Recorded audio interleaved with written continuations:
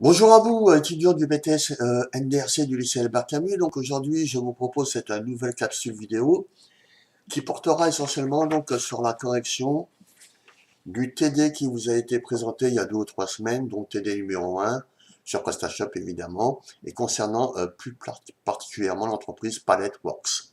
Donc ici, je vous avais proposé donc pour le coup, un sujet, donc en l'occurrence celui que vous avez à l'écran, qui permettait donc de vous donner quelques informations sur justement l'activité donc de cette entreprise qui pour le coup était gérée par Monsieur Passito et qui donc du coup avait décidé de réutiliser en fait des palettes recyclées pour créer on va dire un certain nombre de meubles de produits en fait euh, et qui était proposé autant aux particuliers qu'aux professionnels.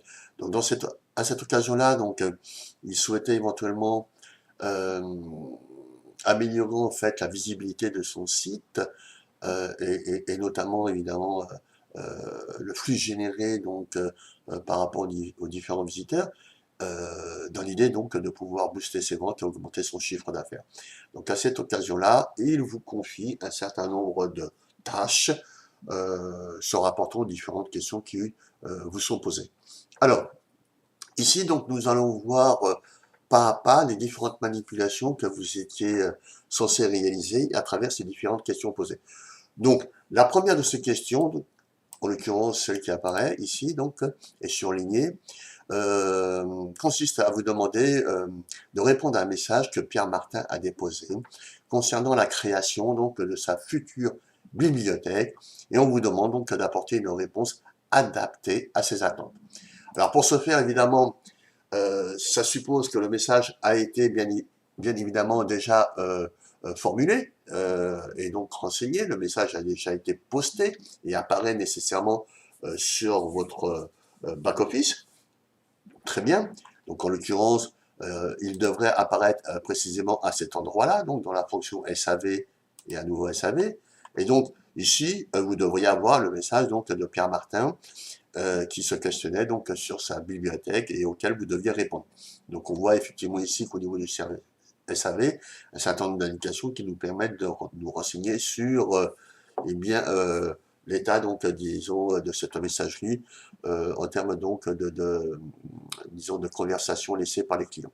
Donc là on voit bien qu'on en a deux, c'est celle qui apparaît ici donc d'Olivia Petit et de Celestino Ribert, et en l'occurrence il n'y en a aucune concernant Pierre Martin. Donc volontairement je l'ai supprimée pour vous montrer quelle a été finalement on va dire la manipulation réalisée par le concepteur de ce sujet au niveau du front office pour faire en sorte à ce que ces messages apparaissent au niveau du back office. Donc ça signifiait que la personne en question a dû aller évidemment sur le front office du site de l'entreprise de PaletteWorks et bon là je l'ai déjà plus ou moins renseigné pour aller plus vite disons dans la réalisation des différentes manipulations. Donc j'ai cliqué sur contactez-nous puisqu'au départ on a pour le coup, si je rafraîchis cette page, on est à cet endroit du site en question. Voilà, donc je recommence. Et là, évidemment, en cliquant contactez-nous, eh bien, j'arrive ici, comme sur cette page, où j'ai la possibilité de choisir le service auquel je vais adresser mon message. En l'occurrence, eh bien, ça peut être le service, en l'occurrence ici, c'est le service client. Et pour le coup, il pourra en avoir plusieurs le jour de l'examen. Il faudra évidemment faire en sorte à choisir le bon service. Donc là, je renseigne l'adresse mail à partir de laquelle je suis censé évidemment répondre au niveau du back-office et je joins le message évidemment dans cet endroit-là, message destiné donc au gestionnaire de l'entreprise. Donc le message, pourriez-vous me communiquer le délai et le coût de livraison pour la bibliothèque que je souhaitais commander. Cordialement, Monsieur Martin. Donc, une fois que j'ai renseigné correctement ces différentes rubriques et destiné au bon service, eh bien, j'envoie tout simplement le message en question. Alors, il me met une erreur s'est produite, c'est peut-être par rapport au temps que j'ai pris pour pouvoir le faire. Donc, je recommence. On va voir si effectivement, là pour le coup, le message a bien été envoyé. Et donc du coup, si je vais, en l'occurrence ici, et je retourne sur le back-office, je devrais avoir apparaître, alors évidemment, peut-être qu'il faut que je rafraîchisse ma page, et vous voyez bien ici que le message donc envoyé donc au niveau du front office apparaît ici donc au niveau du back office.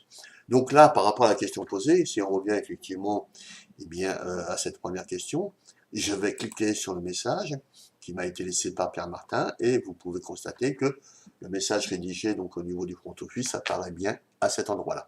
Donc pourriez-vous me communiquer le délai et coût de livraison pour la bibliothèque que je souhaitais commander? Cordialement, Monsieur Martin. Donc là, évidemment, je vais préparer ma réponse. Alors là, ça, je peux le modifier ou le laisser tel quel, donc je ne vais pas me compliquer la vie. Donc, la réponse à Pierre Martin, donc c'est bonjour, bien évidemment. Alors, bonjour, Monsieur Martin, tant qu'à faire. Concernant votre future commande de la bibliothèque, le prix étant de, allez, on va dire 85 TTC et le coût de livraison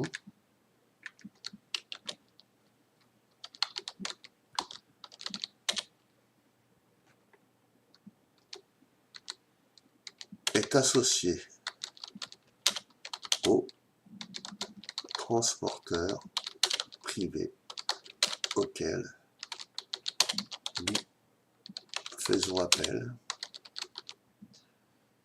à savoir de 8,40 €.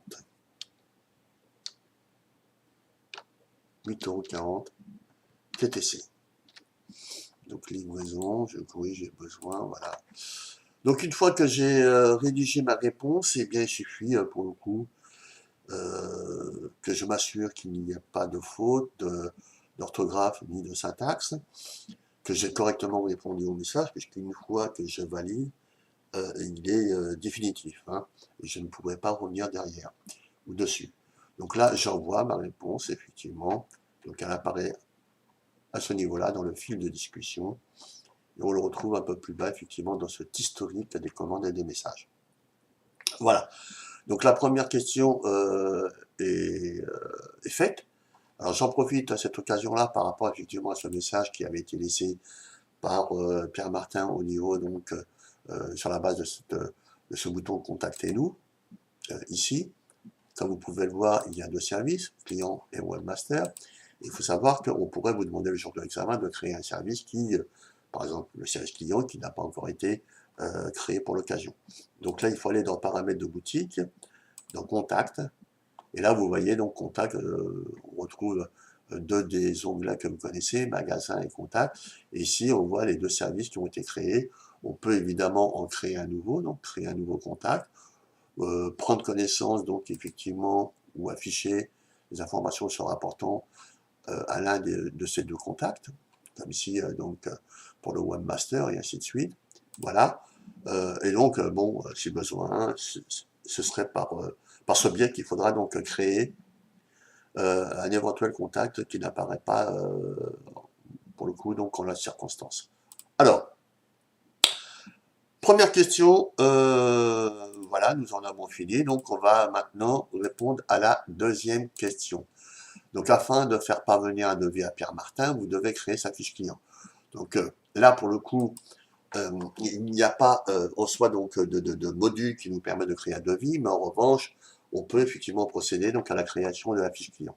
Donc on peut déjà aller sur client à nouveau, et là on voit qu'à ce niveau-là, il existe un client, c'est celui donc John Doe, qui est un des clients par défaut. euh, qui nous permettra évidemment de visualiser les informations qui se rapportent à ce client. On peut effectivement les modifier et on peut faire afficher, en l'occurrence ici, si je donc sélectionne afficher, j'affiche toutes les informations se rapportant au compte client, d'accord? Et là, évidemment, ça peut être intéressant d'en prendre connaissance.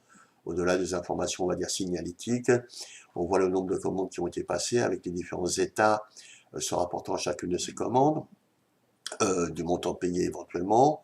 On voit ici un peu plus bas le nombre de produits qui ont été mis au panier mais qui n'ont pas été validés, confirmés. On voit les produits qui ont été déjà vus. On voit effectivement les deux adresses. Ça peut être très important. Vous allez voir justement juste après. Donc ça, c'est les informations qui se rapportaient donc au compte client. Et si je clique ici, par exemple, sur ce crayon, bien là, je vais atterrir sur un autre document qui est, en revanche, la fiche client, eh ben, pour le coup, qu'il va falloir qu'on crée, comme on nous le demande donc dans la question. Donc, monsieur, John Doe, l'email, évidemment. Alors, tout ce qui est précédé par un astérix, vous l'avez compris, eh bien, ce sont des informations qu'on doit obligatoirement donc renseigner. Donc là, le mot de passe, c'est pas nécessaire, la date de naissance non plus, a priori, on active. Décide ou pas donc d'offrir, du moins de proposer une offre partenaire. Le client, donc ici, le groupe auquel appartient donc le client créé, et par défaut, c'est ce même groupe qui nous est proposé. Donc là, je retourne à nouveau sur client, voilà, et je vais créer donc pour le coup un nouveau client, celle se rapportant donc à Monsieur Martin. Donc Pierre, voilà, je renseigne, là je le fais en même temps, afin de vous montrer exactement ce qu'il faut faire.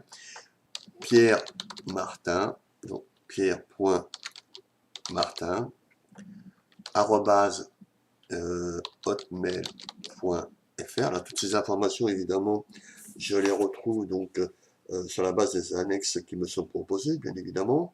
Donc, non pas .fr, mais pardon, mais .com. Ensuite, le mot de passe, et bien en l'occurrence, on m'en demande un, je mettrai donc ADMINPERTA, donc Presta. Alors je vais à nouveau le taper, ADMINPRESTA, donc admin Presta. Date de naissance, je n'ai pas besoin de la renseigner, le reste je laisse tel quel. Ici, je peux effectivement sélectionner le groupe auquel il appartient. Par défaut, client, je ne touche rien et je valide. Vous avez vu qu'à ce niveau-là, bien pour le coup, il m'a pas demandé donc à proprement parler, donc il m'a pas demandé l'adresse donc de Pierre Martin. Voilà, donc on a le petit récapitulatif et on voit bien que le client, donc la fiche client, le client en tant que tel, a bien été créé. Pareil, on peut à nouveau modifier donc les informations se rapportant à la fiche client, d'accord. Et puis, on peut éventuellement aussi faire apparaître, à proprement parler, le compte client. Donc là, on a les informations qui apparaissent ici. Aucune commande n'a été faite, aucun mouvement au niveau du panier. Bon, un message, mais a priori qui n'apparaît pas ici. Voilà, puisque directement donc contacté en tout cas sur la base de cette fiche client. Et là, on voit bien qu'on a la possibilité d'y ajouter l'adresse, et ça, ce sera nécessaire soit à cet endroit-là si la commande nous est passée par téléphone, soit elle apparaîtra ici si le client donc, a fait sa commande sur la base du front office. Voilà. Donc, ici, j'ai créé ma fiche client, et jusque-là, ben, je pense avoir répondu à l'intégralité de la question 2.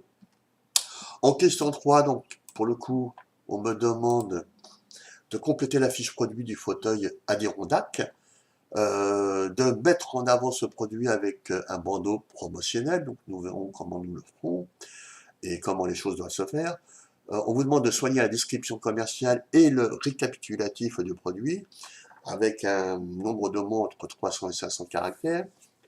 Et vous verrez aussi à ce que son affichage sur le site dans la catégorie jardin apparaisse au niveau donc du front office. Alors, la première des choses que l'on va faire, évidemment, puisqu'il s'agit de la création d'un produit, donc on va sur catalogue produit. Alors, ici, donc, vu que j'en avais déjà fait la sélection, où je peux réinitialiser ici, mais c'est fait. Donc, je vais chercher le produit. Alors, évidemment, si la liste est longue, et pour éviter de perdre du temps, dès lors que j'ai la bonne orthographe donc du produit que je recherche, là pour le coup, je peux effectivement faire un DIRONDAC, donc en l'occurrence le produit en question, que je valide. Et là, il apparaît effectivement tous les produits de se rapportant donc à la gamme Adirondack apparaît à cet endroit-là. Donc, comme vous pouvez le voir, j'ai le produit principal qui m'intéresse et l'autre donc l'autre gamme de produits donc ou l'autre ligne de produits qui propose ce même fauteuil mais en couleur. Donc là, je vais sur la fiche produit donc en question et là, ben, je vois que il n'y a aucune information de renseigner, donc c'est bien évidemment le travail que je vais faire. J'ai les photos, mais pour le reste, donc c'est un travail qui doit être réalisé à partir évidemment des informations des annexes données.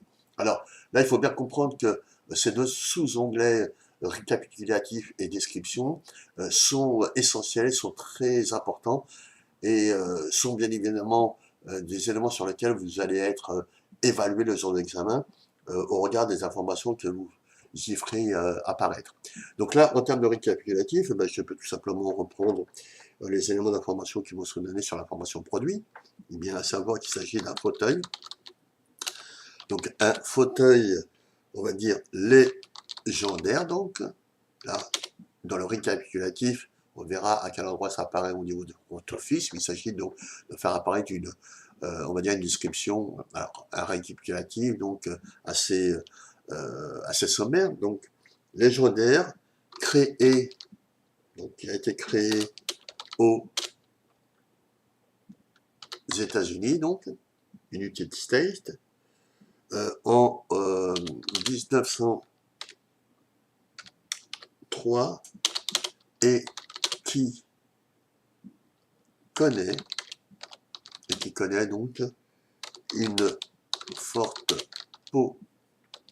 popularité au Canada. Voilà, donc j'ai écrit l'essentiel des informations qui me sont données, sont forcément rajoutées Canada. Point. Une fois que j'ai fait ce petit récapitulatif, je vais donc dans l'onglet description, et là je devrais faire apparaître toutes les informations qui se trouvent donc en marge droite donc de la photo. Alors, évidemment, il y en a un certain nombre. Du coup, j'ai bien pris l'initiative de le reprendre sur une fiche. Et là, évidemment, il va falloir que je fasse le tri. Il est hors de question de faire apparaître toutes ces informations, d'autant que certaines doivent apparaître à d'autres endroits de la fiche. Donc ça, par contre, dossier à 6 droits, à couloir large et résistant aux intempéries, ça m'intéresse. Donc je fais, alors, en l'occurrence, le jour d'examen, c'est pas forcément la manipulation que vous allez devoir réaliser, puisque vous allez devoir, pour le coup, le saisir, mais il faudra faire ce tri. Moi, c'est pour aller plus vite que je fais ce genre de choses. Donc ensuite, je retourne sur ma fiche et je vais prendre les informations qui m'intéressent. Le prix, non, il doit apparaître ailleurs. Le poids, oui, ça me semble important. Les dimensions, pareil. Composition, taille unique, garantie. Voilà, jusque-là, toutes ces informations me sont utiles. Les autres, je vais devoir les utiliser à d'autres moments ou à d'autres endroits. Donc, je fais copier. J'espère que j'ai fait les choses correctement. Et je fais un coller. Bon, voilà. Tout apparaît, toutes les informations, effectivement, me semble-t-il, apparaît à cet endroit-là. Alors, évidemment, j'ai répété 2 fois la même chose. Donc, c'est pas... J'ai dû louper quelque chose. Donc, je retourne sur ma fiche. Donc, je crois que alors ça, voilà. J'ai fait donc copier-coller, copier, hop, et enfin coller. Voilà. Donc maintenant, j'ai toutes mes informations donc, qui pour le coup doivent apparaître à cet endroit-là pour enseigner le visiteur eh bien, sur justement les spécificités du produit. Donc ensuite, si on regarde bien, donc je vais devoir enseigner tout en restant sur ce même onglet, les différents autres éléments donc d'informations apparaissant dans cette page. Alors là, évidemment, vous pouvez constater qu'on a la possibilité de choisir entre un produit simple ou un produit avec déclinaison. Donc, et vous verrez qu'en fonction du choix que vous effectuez à cet endroit-là, et des informations qui vous seront communiquées, bien évidemment, eh bien, à cet endroit-là, l'onglet quantité donc peut laisser place donc à l'onglet donc déclinaison pour peu que vous choisissez ce produit donc dans la mesure où il peut être déclinable. Donc en l'occurrence ici je vais laisser produit simple pour le moment. La référence on ne nous la donne pas donc je la mets pas. La quantité, eh bien évidemment l'information qui m'est communiquée donc je la fais apparaître à cet endroit-là, à savoir 50. Ensuite le prix d'une valeur donc TTC de 100 €, donc évidemment je renseigne bien le paramètre TTC donc du prix en question, en m'assurant évidemment que la règle de taxe pardon, TVA proposée est de bien 20% et correspond à celle de l'énoncé. Au niveau des catégories, donc par défaut, eh bien tous les produits créés sont associés à la catégorie accueil. Et là, en l'occurrence, on me le demande peut-être pas, mais compte tenu du fait que j'aime bien faire les choses correctement, eh bien, on va considérer que le produit en question est un produit de jardin, et donc on va l'associer à la catégorie jardin, et aller même jusqu'à considérer que la catégorie jardin, donc en l'occurrence de ce produit en question, est considérée comme étant la catégorie principale, et vous verrez bien au niveau du compte fisc que ça peut avoir effectivement une incidence. Bon. Ensuite, jusqu'ici, on me demande, il n'y a rien d'autre à proprement parler, donc à ce niveau-là, à réaliser. Donc, on ne me demande pas d'associer une caractéristique propre à ce produit-là. Et on demande de la créer, et si elle n'existait pas, il faudrait passer par attribut et caractéristique, une marque non plus, et un produit associé, c'est pas sur cette idée-là qu'on vous posait la question. Donc, en revanche, si on regarde un peu plus bas, on vous dit que le produit, donc, est décliné et bénéficie d'une promotion de lancement de moins 10%. Donc dans la mesure où c'est un produit avec déclinaison, donc on va valider, et en tout cas choisir cette option, on va sur déclinaison, et là on va devoir créer donc les deux déclinaisons se rapportant donc à celles qui nous sont proposées dans le sujet. Donc a priori, on pourrait considérer qu'elles existent, et si ce n'était pas le cas, ça signifierait qu'il faille les créer. Donc pour créer finalement eh bien, ces déclinaisons, ça suppose qu'il faille aller évidemment sur la commande donc attribut. Donc on va sur attribut et caractéristiques, puisque vous avez bien pu voir précédemment que l'ensemble des déclinaisons créées par rapport à ces différents attributs apparaissaient en droite donc, de la page précédente. Donc là, eh bien, on voit que les attributs qui ont été créés sont autour de la taille, de la couleur, des dimensions, type de papier, de la matière. Donc ici, imaginons que, encore une fois, cet attribut n'existe pas, et donc que cette déclinaison n'apparaisse pas, et que pour le coup, on en a besoin pour pouvoir réaliser la manipulation qui nous est demandée et répondre à la question. Donc là, on va ajouter un nouvel attribut. Donc je vais à cet endroit-là, et l'attribut se rapportant finalement à ce qu'il nous propose, je vais le nommer donc finition. Voilà, finition. Voilà, je lui donne le même nom, finition. Je choisis le type de proposition qui sera faite, soit sous forme déroulante, bouton radio ou couleur ou texture. Une fois que j'ai fini, j'enregistre et je retourne donc sur l'attribut en question et je vais créer donc pour le coup les deux valeurs qui m'en manquent. Donc ajouter une valeur. Ici, je m'assure évidemment que c'est la bonne rubrique. Et en termes de valeur, donc on a dit huilé. J'enregistre et je reste sur le même attribut et je rajoute vernis. Voilà donc les deux valeurs se rapportant, et là j'enregistre de façon définitive, les deux valeurs se rapportant donc à l'attribut finition qui a été créé.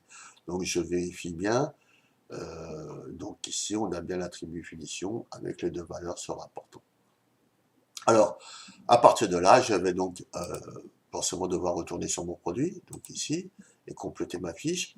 Alors évidemment, voilà, ça peut être intéressant puisque dans la mesure où je n'ai pas enregistré préalablement toutes les informations que je saisis à cet endroit-là, eh bien évidemment, elles n'apparaissent pas. Donc on va les faire très vite. Hein. Donc je disais fauteuil, légendaire, créé aux États-Unis, et apprécié très fortement par les Canadiens. Voilà. Donc ici, pareil, au niveau de la description, je vais reprendre très vite les informations. Ici, par contre, voilà, ça, on avait besoin, ça, quantité, dans dimension, composition, taille unique et garantie. Donc je reprends, voilà, toutes ces informations, donc je vais les copier à nouveau, je vais le faire très vite, voilà, donc dans description, ici, donc je colle toutes ces informations. Ensuite, on a dit quantité, on en avait 50, le prix, il était proposé donc à 100 € TTC, voilà. Ensuite, catégorie jardin, principal, j'enregistre évidemment, voilà. Je vais décliner donc pour le coup maintenant mes produits, dès lors que j'ai pu créer l'attribut se rapportant donc à cette déclinaison. Donc ici, je vais dans déclinaison, voilà donc, et je vais donc dans l'attribut que j'ai créé, à savoir finition, en l'occurrence huilé et vernis. Je génère donc l'ensemble de ces valeurs par rapport aux attributs, par rapport à cet attribut, donc on a bien ici, et je vais en déterminer la quantité. Donc en l'occurrence, on me disait 50, donc voilà. J'enregistre à nouveau, donc je vérifie que les informations ont bien été enregistrées. Donc voilà. Au niveau des préférences de disponibilité, ici pour le coup, eh bien, on va utiliser le comportement par défaut, donc à savoir refuser les commandes si il n'y a pas de stock. Je, donc pour le coup, enregistre en fait une nouvelle fois, je m'assure que le produit, évidemment, est en ligne, donc est activé. Je peux soit dupliquer, soit aller au catalogue, soit ajouter un nouveau produit. En l'occurrence ici, ce n'était pas ce qui m'était demandé, donc je laisse tel quel toutes ces informations. Livraison, je n'ai rien à préciser puisqu'il s'agit surtout de renseigner les éléments d'information sur le paquet, en fait, hein, donc au niveau de l'emballage des produits. Le prix, eh bien, je vois bien qu'il apparaît ici. Et dans la question qui vous était posée, on vous disait, faites en sorte d'afficher un bandeau promotionnel. Donc là, évidemment, ici, je n'oublie pas d'afficher ce bandeau promo sur la fiche produit et sur les listes des produits. Donc je regarde les autres informations. On peut éventuellement ajouter un prix spécifique, mais pour le coup, ici, ça n'est pas demandé, et encore que c'est pas tout à fait, c'est pas tout à fait vrai. Effectivement, on vous le dit pas expressément dans la question, mais si on nous parle donc de mettre en avant un bandeau promotionnel, c'est dans l'idée évidemment derrière qu'il y a certainement une réduction qui sera proposée. Donc évidemment, je peux ajouter un prix spécifique, d'autant que dans l'annexe qui vous est donnée 2, on parle donc promotion de lancement de moins 10%. Donc ici, je vais ajouter un prix spécifique, effectivement. Donc en termes de conditions, je vais devoir renseigner un certain nombre d'éléments, à savoir en termes de devises, bon là on est sur l'euro, sur les pays, sur les groupes, donc il n'y a rien à changer par rapport au client, parce que ça concerne un client précisément, en l'occurrence celui qui nous intéresse ici, en l'occurrence non. Au niveau de la période, il n'y a aucune information qui nous est communiquée, donc on peut laisser tel quel, puisqu'il s'agit d'une promo de lancement. Bon, on pourrait considérer qu'on vous communique une durée, mais en l'occurrence, ce n'est pas forcément nécessaire. On peut aussi déterminer le nombre de produits à partir duquel cette réduction spécifique est accordée. On laisse les informations cochées par défaut, comme garder le prix initial. Et en termes de réduction, celle-ci peut être soit en euros, soit en pourcentage. Donc là, il s'agit d'une réduction en pourcentage de moins 10%. Donc on renseigne les informations et on valide. Alors vous voyez un peu plus bas qu'il y a possibilité de gérer les priorités pour peu qu'il y ait plusieurs règles spécifiques aux différents produits proposés. Donc là, on a fait le job, on a répondu pour le coup d'une certaine façon à la deuxième, d'une certaine façon de façon même très précise et intégralement à la deuxième question. Au niveau du référencement, comme je vous l'ai dit, même si on vous demande rien, eh bien, faites en sorte de renseigner les éléments permettant d'améliorer le référencement du site, la balise titre, la métadescription, l'URL simplifiée, il n'y a rien à préciser, elle se fait automatiquement. Voilà. Et puis, voilà pour l'essentiel, il n'y a pas forcément besoin donc d'aller plus loin. Sur le dernier onglet, options, donc ici, pour le coup, par rapport aux questions posées, il n'y a absolument rien à faire. On verra peut-être à l'occasion d'un autre TD comment remplir cet onglet. Donc là, j'ai répondu d'une certaine façon, donc je disais, à la question donc, qui m'était donnée, et justement pour voir à quel endroit sur le front office apparaissent ces informations. Donc je peux demander à visualiser le produit, en l'occurrence. Et bien on voit bien ici que un bandeau promo donc apparaît, remise de 10%, que l'application de cette remise de 10% fait en sorte que le produit passe de 100 à 90 €. On voit bien l'information donc du récapitulatif qui apparaît à cet endroit et celle de la description qui apparaît à cet endroit-là. Dans le détail du produit, on devrait avoir le stock et, me semble-t-il, une autre information qui n'apparaît pas encore ici. Donc voilà. Donc là, je peux montrer donc aux examinateurs que j'ai pris la peine de vérifier au niveau du front office que toutes les informations saisies au niveau du bac apparaissent bien. J'ai fini pour cette troisième question et on va aborder la dernière. Donc en l'occurrence ici, M. Martin souhaite concrétiser son achat et décide de passer commande en effectuant un règlement par carte bancaire. Vous avez pris connaissance de la commande et vous faites le nécessaire pour qu'elle soit validée et expédiée. Validée et expédiée. Dans le même temps, vous constatez qu'un message vous est adressé concernant le fait qu'il ne sera peut-être pas présent, qu'il faudra déposer le colis chez son voisin. Vous lui signifierez que vous avez bien pris connaissance de son message et que le nécessaire sera fait.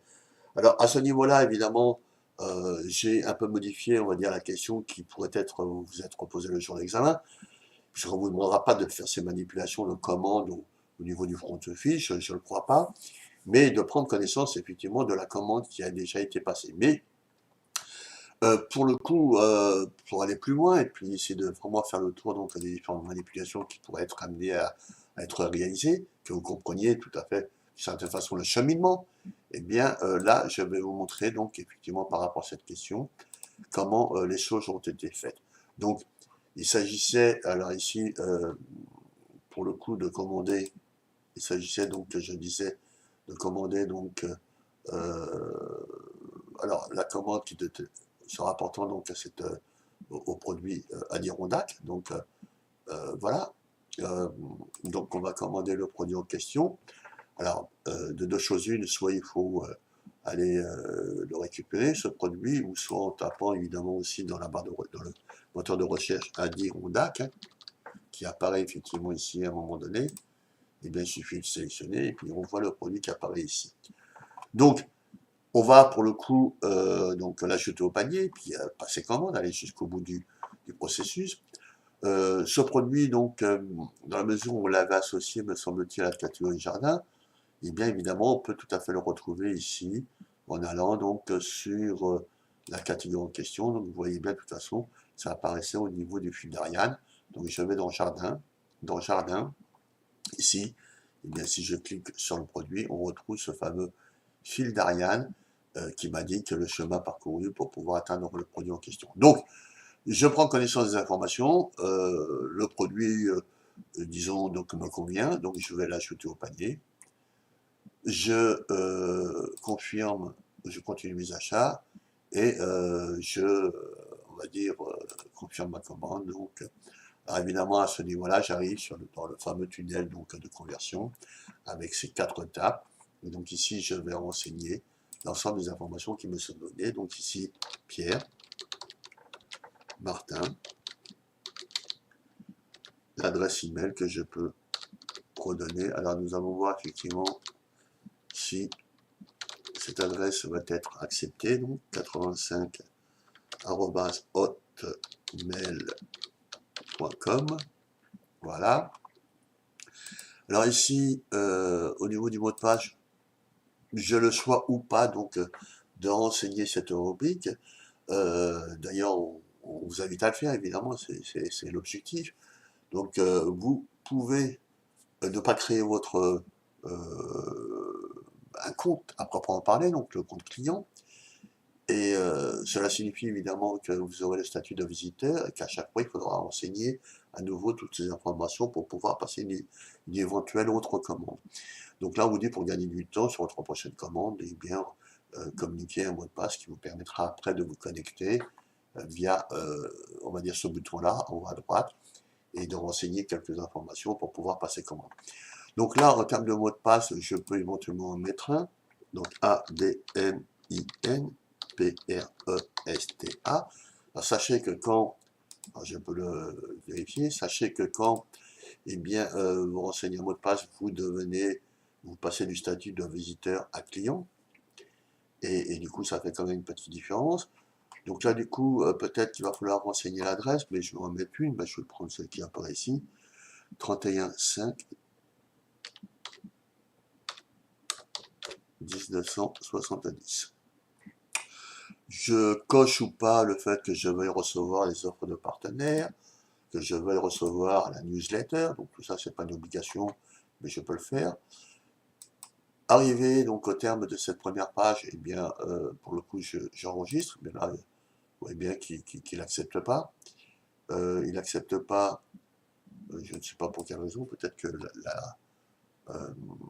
oui, 35, évidemment, il n'accepte pas. Parce que 35, voilà. Donc je renseigne à nouveau ADMINPRESTA. Donc là, normalement, j'espère que ça devrait le faire, voilà. J'arrive au deuxième palier, à la deuxième phase donc, de ce tunnel, donc l'adresse. Et là, évidemment, l'adresse qui n'apparaissait pas dans la fiche client que nous avons créée, donc, sera donc forcément actualisée. Donc la société, le numéro de TVA si c'est besoin. Donc l'adresse ici, en l'occurrence 14 rue donc de la grosse horloge. Très bien. Complément aucun. Le code postal 85 000 Poitiers. Pays France. Téléphone, éventuellement je peux le mentionner. 07,08.00.04.21.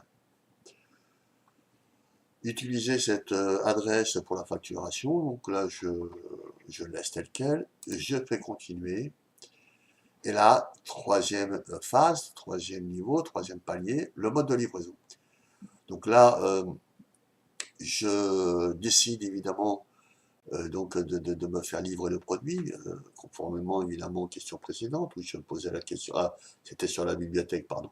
Donc là, je peux décider d'aller chercher le produit ou de me le faire livrer, comme vous pouvez constater. Donc les frais de livraison sont donc d'une valeur de 8,40 € TTC. Bon là, je vais laisser tel quel. Et là, je peux effectivement laisser un message à propos de la commande. Alors si je laisse ce fameux message où je disais justement bien que je risquais de ne pas être présent, donc ça signifie forcément que, disons, le produit me sera livré. Donc, je rédige mon message, donc en l'occurrence, donc bonjour, je risque de ne pas être présent le jour de la livraison.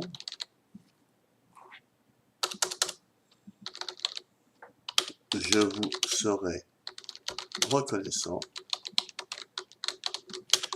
de laisser le produit chez mon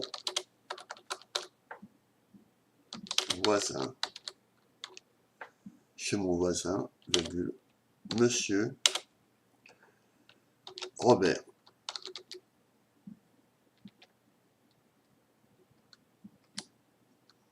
Merci pour votre... Merci de faire le nécessaire. Point. Cordialement, évidemment, et Monsieur Martin, je rajoute. Voilà. Donc là, je continue. Et là, donc, j'arrive au dernier niveau, donc, on va dire de concrétisation, donc, par rapport à ce tunnel de conversion, et du coup, qui permet de confirmer la commande. Donc, je décide de payer par chèque, puisque pour le coup, un règlement par carte bancaire. Donc, c'est non pas par chèque ici, payé par virement bancaire. Je suis là pour le coup dans l'obligation de cocher différentes conditions générales de rente que je pourrais consulter. En l'occurrence, ça on le verra dans une autre occasion, et je commande donc avec cette obligation de paiement évidemment du produit en question. Voilà, donc votre commande est bien confirmée, donc j'ai le message qui me redonne les éléments d'information se rapportant à la commande effectuée. Ici donc, on y retrouve toutes les informations et ainsi de suite. Voilà. Donc, à partir de là, je peux éventuellement renouveler une commande spécifique. Bon, voilà. Donc, j'ai répondu à une partie de la question. Et donc, on vous dit, justement, dans le même temps, vous constatez qu'un message vous est adressé concernant le fait qu'il ne sera pas présent. Alors, déjà, je vais déjà prendre connaissance de la commande qui a été effectuée. Dans la mesure où je considère qu'il a payé par carte bancaire, que ce règlement a été immédiat, eh bien, je vais devoir donc, prendre connaissance de la commande. Donc, je vais, en l'occurrence ici, dans commande, voilà. Donc, je prends connaissance de l'ensemble des commandes qui apparaissent à cet endroit-là, donc dans la deuxième partie du tableau. Je vois que M. Martin, effectivement, apparaît ici. Un numéro, une référence de commande lui a été attribuée, qui a l'identifiant d'œuvre, qu'il a payé donc par carte bancaire pour un montant de 98,40, c'est-à-dire déduction faite, mais déduction faite de la remise de l'offre de l'avancement, mais majorée donc des 8,40 € donc de taxes. Je vais sur la commande en question, et là j'ai les informations qui apparaissent. Je vois bien que j'ai un message qui m'a été adressé, donc lequel message apparaîtra un peu plus bas. Donc la date de la commande, le montant. Alors ici, j'ai le numéro de la commande avec la référence. Là, la possibilité d'imprimer la commande en l'état actuel, donc de la commande effectuée, il n'y a pas de facture ni de livraison. Et donc là, je vais effectivement renseigner ces informations. Donc au niveau de l'état, au niveau des documents, j'en ai aucun qui apparaît ici. Donc la première des choses, c'est mettre à jour l'état donc d'avancement de cette commande qui a été effectuée. Donc en l'occurrence, on est en attente par défaut de virement bancaire. Donc là, je vais stipulement préciser que le paiement à distance est accepté, ou paiement accepté. Voilà, paiement à distance accepté. Voilà. Je valide, évidemment, donc ce nouvel état proposé. Donc il apparaît bien ici, paiement à distance accepté, au 19 mars, donc à l'heure précise.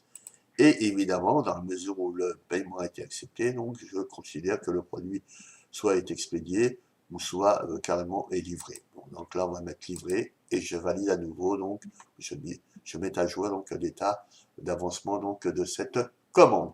Donc on voit bien que livré apparaît bien, paiement à distance accepté. Et là, dès lors que vous avez renseigné ou en tout cas fait le choix donc de ces options-là, eh bien vous voyez ici effectivement eh bien que vous pouvez voir apparaître la facture, voilà, le bon de livraison, même chose. Alors ces deux documents, donc normalement, une fois que vous les avez sélectionnés, doivent apparaître. Donc là, ils n'apparaissent pas parce que pour le coup, je suis sur deux écrans différents. Donc ici, au niveau des documents, eh bien, on a bien la facture et le bon de livraison. Possibilité, semble-t-il, d'ajouter une note à cet endroit-là, mais voilà. Bon, donc là, on a l'ensemble des documents. Et vous pouvez voir qu'une fois que la livraison ou le paiement a été effectué, et a fortiori donc la livraison, eh bien, il y a deux autres onglets qui apparaissent ici, c'est retourner les produits, deux options possibles, retourner les produits et remboursement partiel. Alors pour le moment, nous ne les utiliserons pas, mais nous en aurons peut-être besoin sur le TD suivant. Donc, ici, à droite, je vois bien que le compte client donc, de M. Martin a bien été créé, son adresse, qu'il s'agit donc pour le coup d'un client, à proprement parler, que ce compte a été créé eh bien, au moment où il a renseigné le mot de passe. La commande, le nombre donc, de commandes validées ici, et le total payé par rapport à cette commande, avec évidemment donc, les deux onglets sur l'adresse de livraison et l'adresse de facturation. Voilà. Un peu plus bas, donc, nous avons justement récapitulatif de la commande en question, avec le traitement de règlement associé. Et là, à droite, nous avons le message qui apparaît ici, où justement, M. Martin donc, nous informe qu'il risque de ne pas être présent le jour de la livraison et qu'il serait reconnaissant de laisser le produit chez son voisin, M. Robert. Merci de faire le nécessaire, donc cordialement, M. Martin. Donc ici, on peut décider de laisser un message où justement le client prendra connaissance ou pas, donc avec la possibilité de le montrer au client. Le message qui peut être destiné je ne sais pas, par exemple au service après-vente ou au service de stock, et donc de transport ou logistique. Et là, on a enfin finalement le produit, ici à cet endroit-là, à partir duquel on peut ajouter une réduction, mais ça on le verra bien évidemment plus tard sur la base de ces, on va dire, deux options possibles qui nous sont proposées. Donc voilà, là pour le coup, je pense vraiment avoir fait le tour de la question.